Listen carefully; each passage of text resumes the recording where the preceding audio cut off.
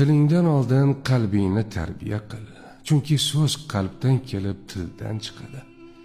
Ko'nglingni poklamabsan u tinmay tahorat olganing nimasi? Odamlar suratini bezatsa, sen siyratingni beza.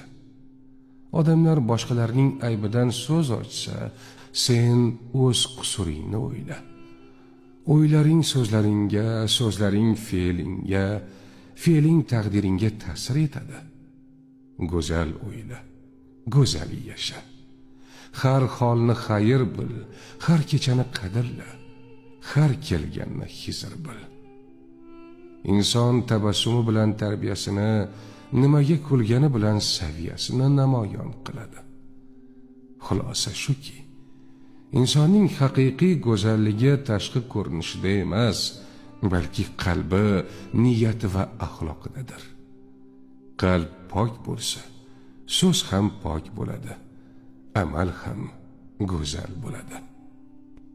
Jaloliddin Rumiyning ajoyib hikmati bor. Kecha aqlli edim, dunyoni o'zgartirmoqchi bo'ldim. Bugun dono bo'ldim, o'zimni o'zgartiryapman.